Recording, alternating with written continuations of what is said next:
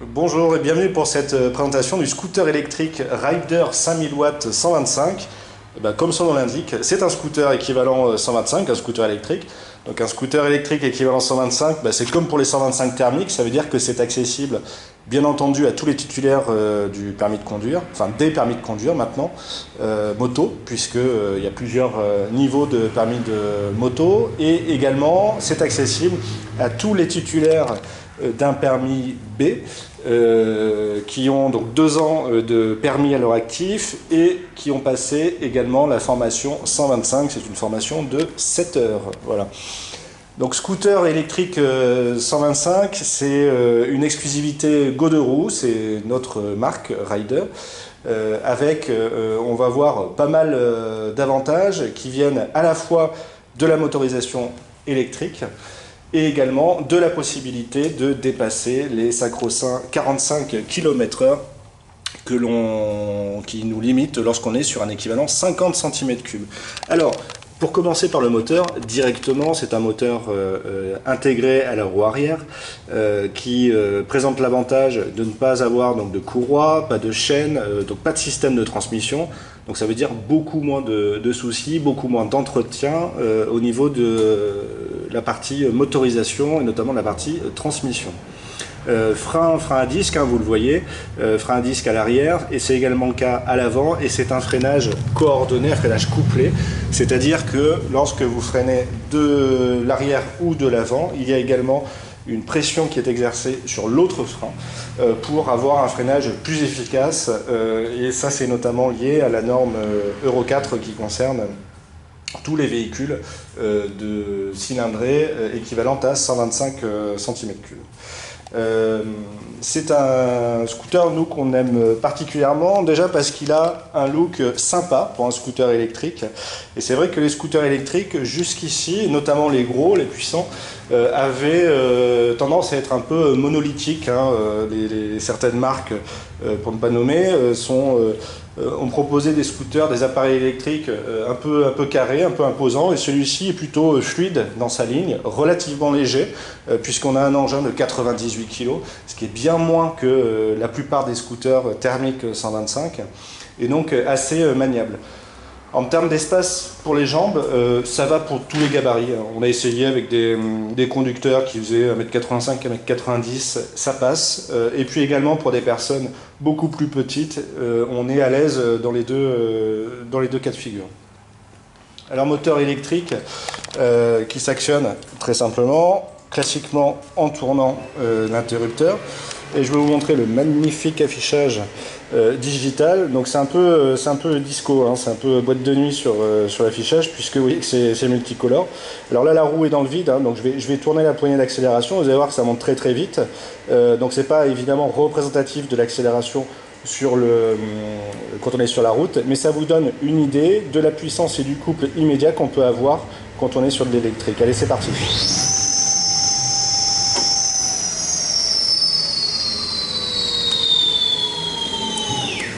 Voilà, donc ça grimpe très vite. Alors, comme évidemment, on ne monte pas de 0 à 110 en 1 seconde, ça c'est pas possible.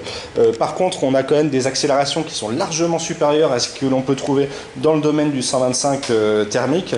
Donc un avantage majeur pour l'électrique qui est bien entendu d'avoir le couple tout de suite au démarrage. En termes de fonctionnalité, le scooter, il contient tous les basiques qu'on attend d'un scooter 125, qu'il soit électrique ou pas, avec donc clignotant, possibilité de changer l'éclairage plein phare ou pas, le klaxon. Et par contre, ce qui est très intéressant, et c'est pour ça que c'est pratique notamment d'avoir de l'électrique, la possibilité d'enclencher une marche arrière très simplement comme ceci. Je tourne et là je suis en marche arrière. Voilà. L'air de rien, ça facilite quand même pas mal les manœuvres. Un scooter électrique, c'est un scooter qui se recharge, et pour le recharger, j'ai 2 options. La première, la plus classique, consiste à recharger le scooter directement en branchant la batterie sur le transformateur secteur 220 qui est livré avec. Donc la batterie, vous voyez, elle est sous la selle, et donc on peut brancher directement dessus pour recharger le scooter. La deuxième option, et là c'est intéressant, c'est le fait que la batterie soit amovible.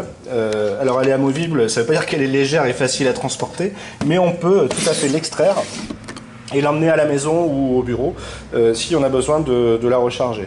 Et ça c'est quand même très rare, d'ailleurs à notre connaissance, hein, sur le marché, le petit marché du scooter électrique équivalent 125, c'est quasiment unique. En général, les batteries sur les scooters ou sur les motos de puissance supérieure à 50 cm3 sont toutes des batteries fixes. Donc ça, c'est quand même un avantage majeur si vous n'avez pas la possibilité de ranger chez vous ou dans un garage votre scooter s'il doit dormir dans la rue. Sur le scooter, on a deux places honorables. On a fait l'essai à plusieurs reprises, on n'est pas gêné hein, quand on est passager. Alors évidemment, c'est pas un maxi scooter, donc vous n'avez pas une selle extrêmement longue, mais quand même, ça suffit largement avec la possibilité de sortir les cale-pieds pour le passager. Voilà. Et ensuite, pour le faire stationner, vous avez le choix entre la béquille centrale et la béquille latérale. Donc ça, c'est plutôt classique en termes de dotation sur ce type de véhicule. À l'avant du véhicule, donc l'éclairage, bon, on aurait préféré que ce soit du LED un peu partout. Donc c'est un éclairage, une ampoule classique sur le phare avant, le phare principal. Alors là, on ne le voit pas sur la vidéo, mais vous avez également une rangée de petites LED ici qui fait office en quelque sorte de feu de position quand on roule. Et puis on a également des LED pour tout ce qui est clignotant, que ce soit à l'avant ou à l'arrière. On a la possibilité à terme, on est en train de regarder chez Godero comment l'adapter, de mettre un top case, c'est-à-dire de mettre un support, une platine pour positionner un top case sur le véhicule. Mais le top case, il permettra tout simplement de pallier à l'absence d'espace convenable de rangement pour mettre son casque. On a regardé sous la selle, là tout à l'heure, on a un petit peu d'espace au-dessus de la batterie, par contre c'est globalement insuffisant, notamment si on veut mettre un gros casque à l'intérieur. Donc pour aller chercher un peu plus de place, on peut tout à fait envisager de mettre un top case sur le véhicule. Donc ce scooter là, il est proposé à 5 449 € avant bonus écologique. Et on va voir que le bonus écologique, les bonus écologiques sont relativement généreux en ce moment, et particulièrement pour les scooters équivalents 125. Sur un scooter équivalent 125, vous avez, quoi qu'il arrive, le bonus d'État, donc c'est pour tout le monde, sur tout le territoire français, que vous soyez un professionnel ou un particulier. Sur ce scooter-là, vous allez avoir 750 € de bonus d'aide écologique remboursés par l'État. Donc ça c'est fait, ça c'est acquis. Ensuite, si vous avez la possibilité d'immatriculer le scooter sur une société basée en Île-de-France, eh bien vous pouvez cumuler deux niveaux de prime, le bonus écologique de l'État dont je parlais tout à l'heure, plus le bonus de la région Île-de-France qui est réservé aux entreprises situées en Île-de-France. Et ce bonus-là, il est de 1500 €. Donc vous comptez comme moi, si on additionne les deux bonus écologiques, 1500 plus 750 €, ça fait 2250 € de bonus écologique, ce qui fait que le scooter après bonus écologique est disponible au prix de 3199 €. Donc ça c'est intéressant parce que pour ceux qui comparent avec le thermique, un bon scooter thermique, je pense à des scooters comme le X-Max, le Forza, etc., on est aux alentours de 5000 €, hein, ça grimpe assez rapidement. Là, vous avez un scooter, si vous avez la possibilité de mettre du bonus écologique dessus, qui va être à un petit peu plus de 3000 € et surtout qui va vous coûter beaucoup moins cher, notamment en termes évidemment de carburant, mais également en termes d'entretien. L'entretien sur un scooter électrique, que ce soit un 50 ou un 125, enfin équivalent 125 cm3, c'est beaucoup plus simple que sur un scooter thermique. Pourquoi? Parce que vous n'avez pas à vous soucier par exemple de la première révision, la révision de rodage, la révision qu'on réalise généralement au bout de 1000 km avec un scooter thermique, donc ça c'est fini. Également parce que vous n'avez pas toutes les pièces d'entretien traditionnelles, les filtres à huile, à essence, les vidanges, le changement des courroies. Il va vous rester en revanche l'essentiel, la sécurité, c'est-à-dire s'assurer que les plaquettes, les disques, les amortisseurs font bien le job. Donc ça, ce sont des petites révisions, des révisions moins fréquentes à réaliser. et qui vous permettent de manière substantielle, en plus des économies réalisées sur le carburant, de réduire largement la facture, on va dire, quotidienne, mensuelle de vos déplacements, de vos trajets. Enfin, un point important dont je ne vous ai pas parlé, c'est quoi? C'est la vitesse de pointe et l'autonomie, question régulière concernant les engins électriques. Donc ce véhicule-là, le Raider 5000 watts, c'est un engin qui va à 95-100 km/h en pointe. Donc 95-100 km/h en pointe, c'est un intermédiaire entre des vitesses les plus rapides des 125 qui vont aller chercher 120-130 km/h et les 50 cm3. Mais ça vous permet quand même de circuler dans un environnement urbain, dans de bonnes conditions, avec de bonnes reprises et une vitesse de pointe acceptable si vous faites du périurbain. Donc ça c'est le premier point. L'autonomie ensuite, l'autonomie c'est environ 100 à 110 km d'autonomie par charge. Donc à chaque fois que vous allez le recharger, vous n'allez pas pouvoir parcourir cette distance. Alors l'autonomie elle est variable, comment vous conduisez, dans quel environnement vous êtes. Plus ça monte, plus vous avez besoin de vous arrêter, de redémarrer et accélérer, et plus vous allez entamer votre autonomie.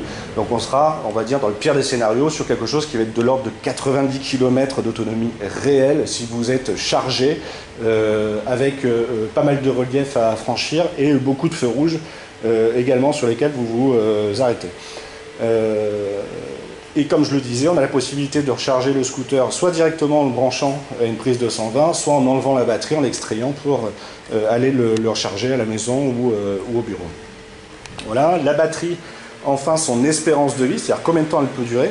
Alors c'est pas tant en termes de temps qu'on va l'exprimer, mais on va l'exprimer en termes de durée, de distance parcourue. Une batterie, en fait, elle subit des cycles de charge et de décharge.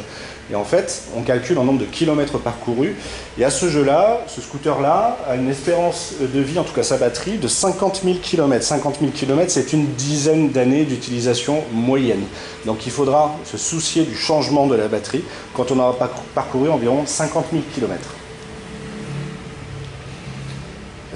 Ensuite, pour le réassortiment de la batterie, pour commander une seconde batterie, donc c'est quand même un poste de dépense onéreux, mais qui arrive heureusement une fois tous les 10 ans, on va être sur un budget qui sera de l'ordre de, tout dépend où on en sera dans 10 ans, puisqu'il y a quand même pas mal de fluctuations sur le prix du lithium, mais on en sera vraisemblablement sur quelque chose qui devrait tourner aux alentours de 1200 à 1500 € par batterie.